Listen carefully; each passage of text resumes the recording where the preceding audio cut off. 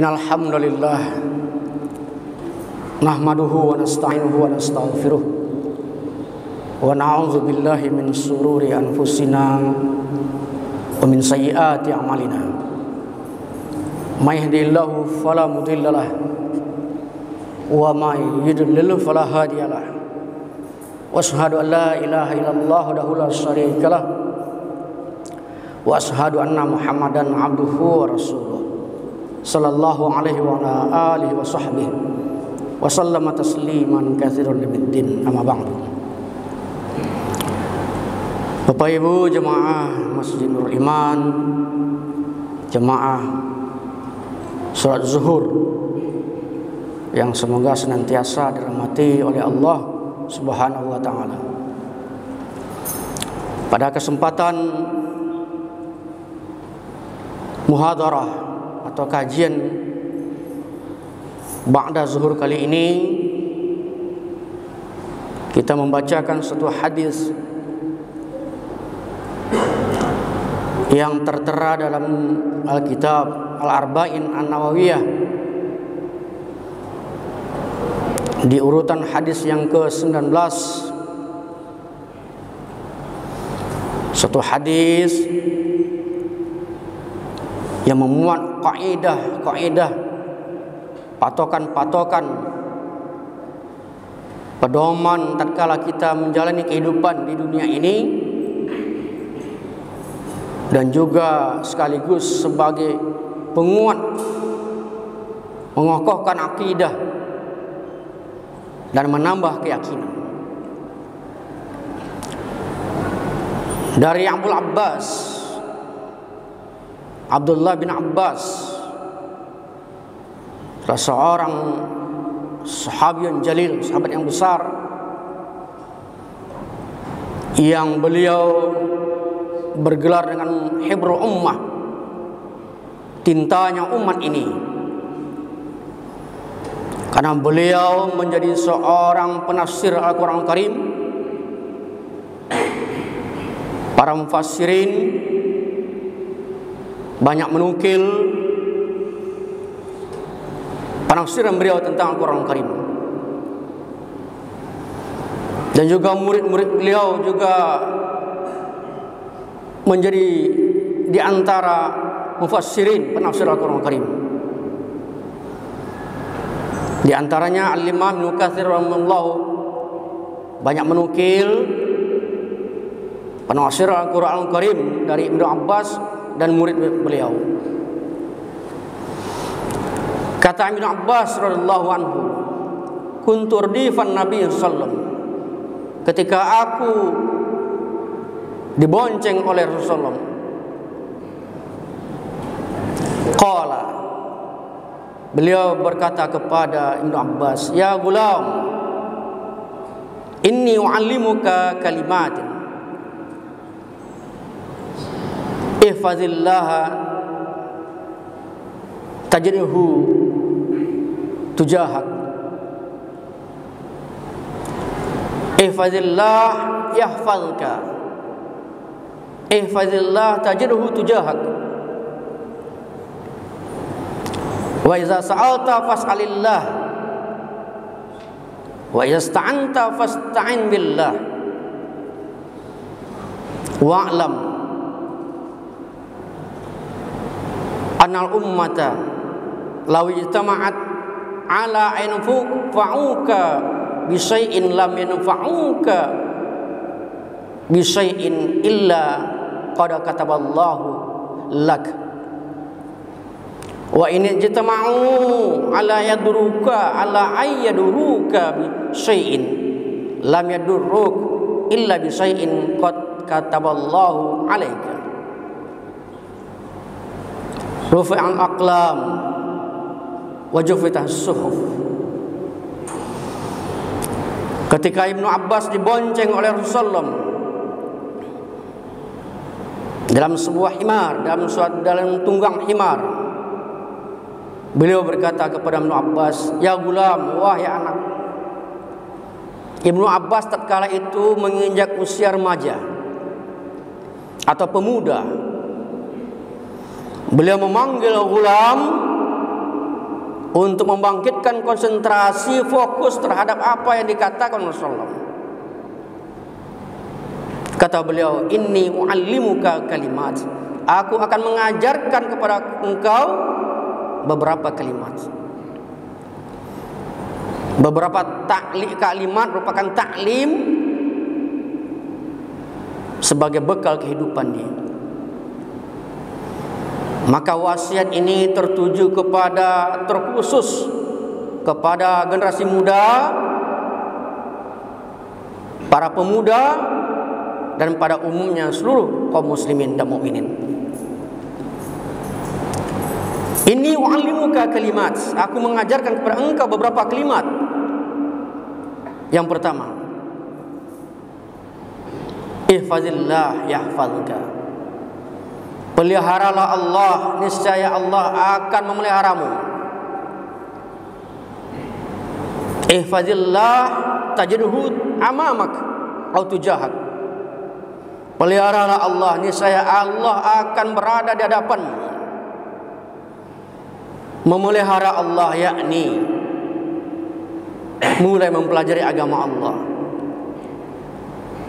menghilangkan dan menghilangkan sekaligus menepis kebodohan terhadap din agama kita sendiri. Bagaimana seseorang bisa beragama dengan benar, beribadah dengan benar, kecuali berlandaskan ilmu.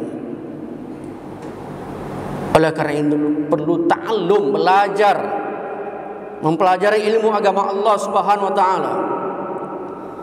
Dan setelah tahu sekaligus mengamalkan agama tersebut,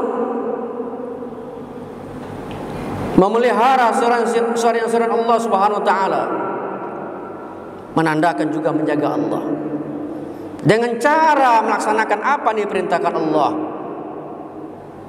dan menjauhi segala apa yang diharamkan Allah Subhanahu wa taala. Ini cara untuk memelihara Allah. Maka sebagai balasannya Allah akan memelihara kamu. Yahfazka. Maka al-jaza min jinsil amal. Balasan sesuai dengan amal. Tatkala seseorang berbuat baik, maka balasannya baik. Tatkala seseorang muslim dan mukmin memelihara agama Allah, maka Allah pun akan memelihara dirinya. Yahfazka. Maka hifzullah, pemeliharaan Allah terhadap dirinya meliputi menjaga keimanannya,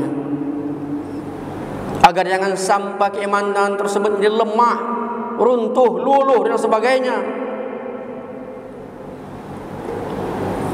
Menjaga jiwanya, menjaga darahnya, hartanya, keluarganya, dan sekaligus menjaga dari segala gangguan manusia yang durjana, ahlul ma'asi, kufar, kekufuran dan sebagainya, orang-orang kafir, termasuk gangguan daripada jin sekaligus. Bentuk penjagaan daripada Allah Subhanahu wa taala. Dan sekaligus Allah juga memerintahkan para malaikat untuk menjaga dirinya. Dalam surah Ar-Ra'd ayat yang ke-11 disebutkan Allah Subhanahu wa taala, walahu mu'aqibatun min baini aydihi wa min khalfihi. Dan dari arah depan mereka dan dari arah belakang ada malaikat yahfazuna min amrillah, menjaga dirinya dengan pertolongan Allah Subhanahu wa taala, dengan perintah Allah. Dan sifat malaikat tunduk dan taat patuh, tidak ada pembangkangan terhadap Allah Subhanahu wa taala sedikit pun, karena mereka diciptakan hanya untuk itu, penjagaan daripada malaikat. Ihfazillah. Kalimat yang kedua, ihfazillah tajidhu tujahak. Peliharalah Allah, niscaya Allah akan berada di hadapanmu. Yang memiliki maknanya Allah akan senantiasa mendekatkan dirinya kepada kebaikan, menunjukkan diri kepada khair, kebaikan, sekaligus menjauhkan dia daripada kejelekan. Apa yang kita harapkan kalau bukan untuk mendapatkan kebaikan, taufik dan hidayah daripada Allah Subhanahu wa taala terhadap kebaikan. Karena betapa banyak seseorang tahu kebenaran, tahu yang halal, tahu perintah diabaikan, tahu larangan dilaksanakan, mereka kerjakan. Mereka tidak mendapatkan taufik. Oleh karena itu, at-taufik biadillah kulli. Taufik hanya berada di tangan Allah SWT semata. Tidak ada yang bisa memberikan taufik kecuali Allah Azza wa Jalla. Kalimat yang ketiga, wa iza sa'alta fas'alillah. Jika kamu meminta kepada Allah, mintalah.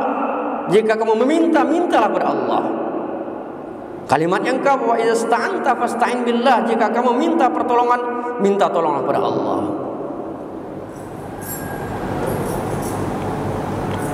Kalau Allah Tabaraka wa Ta'ala memberikan pertolongan, bantuan terhadap apa yang dibutuhkannya, dihajatkannya kepada seseorang, maka orang tersebut adalah sebagai sabab, dan yang menyebabkannya adalah Allah Subhanahu wa taala. Allah lah yang menundukkannya untuk dirinya. Permintaan pertolongan, permintaan permohonan dan segala macamnya. Oleh karena itu, jauh kaum muslimin dari apa yang dilakukan oleh ubadul kubur, para pengibadah kubur, meminta-minta pada kuburan. Mayat-mayat yang ada kubur, mereka berkeyakinan bahwa mayat yang ada kuburan bisa memberikan manfaat pada mereka dan sekaligus menghilangkan mudarat. Satu tindakan kesyirikan kepada Allah Azza wa Jalla, meminta kepada sesuatu yang tidak sanggup untuk memenuhi harapan seorang hamba. Kalimat yang ketiga, yang kelima, wa'lam anal ummah. Ketahuilah kalau seandainya umat, makhluk seluruhnya, yang pertama sampai akhir, kalau mereka ingin memberikan manfaat pada kamu, ayanfa'uka lam yanfa'uka illa bisyai'in qad kataballahu lak. Mereka memberikan manfaat, keberuntungan, kelapangan dan lain sebagainya yang kita inginkan, mereka tidak bisa memberikannya kecuali apa yang sudah diberikan Allah kepadamu. Dan sebaliknya, jika mereka memberikan mudarat kepadamu, kerugian, musibah, bencana, kesempitan dan lain sebagainya, hal-hal yang tidak diinginkan, mereka tidak bisa memberikannya kepada kamu sekalian kecuali apa yang sudah diberikan Allah kepadamu. Bahwa al-amru biadillah, semuanya berjalan di atas izin Allah Subhanahu wa taala. Maka dalam memahami ayat hadis yang mulia ini, tentunya seorang muslim dan mukmin akan termotivasi, tergerak, melahirkan sikap pemberani dan tidak takut terhadap berbagai cobaan, risiko yang bakal dia alami dalam kehidupan dunia. Karena dia sudah berkeyakinan apapun atau siapapun yang memberikan kejelekan kepada mereka, kepada dirinya, tidak akan tercapai kecuali Allah Taala mengizinkannya. Sekaligus kalau mereka memberikan sesuatu keberuntungan kepada dia, tidak akan dapat terpenuhi kalau Allah Taala juga tidak memberikan keberuntungan tersebut. Iyam saskumullahu bidurin fala kashifa lahu wa yuridka bi khairin fala radda li fadli. Jika Allah Taala menimpakan mudarat kepada kamu sekalian, kejelekan, keburukan dan lain sebagainya, maka tidak fala kashifa lahu illahu, maka tidak ada yang bisa menyingkapnya, menghilangkan kejelekan mudarat tersebut kecuali Dia. Dan sebaliknya, jika Allah Taala menginginkan kebaikan, keutamaan kepada seseorang, kepada seorang muslim mukmin, maka tidak ada yang bisa menolak apa yang sudah diberikan Allah tabaraka taala. Rufi'atil aqlam wa jaffatis suhuf. Pena sudah diangkat dan keringlah segala lembaran-lembaran. Artinya takdir Allah tabaraka taala, maqadir, ketentuan Allah sudah tepat dan pasti berjalan sebagaimana diinginkan Allah. Dan mukmin dan muslim hanya bertawakal pada Allah, menggantungkan i'timadul qalbi Allah, menyandarkan harapannya, hatinya hanya kepada Allah. Dia berjalan dengan penuh keberanian, berjalan hidup dengan penuh optimis, tidak pesimis, karena dia yakin jika dia berjalan jalan Allah, Allah Azza wa Jalla akan senantiasa meluruskan langkah-langkahnya, menjaga dirinya, keluarganya, hartanya, dan berbagai macam penyakit-penyakit termasuk virus corona COVID-19 yang mewabah di seluruh antero dunia, yang memberikan efek yang menyibukkan manusia, yang memberikan rasa takut pada manusia, berimbas kepada berbagai macam sisi kehidupannya, sisi perekonomian, pendidikan, kesehatan, dan lain sebagainya. Umat Islam, kaum muslimin dan mukminin tidak memiliki rasa gentar dan takut.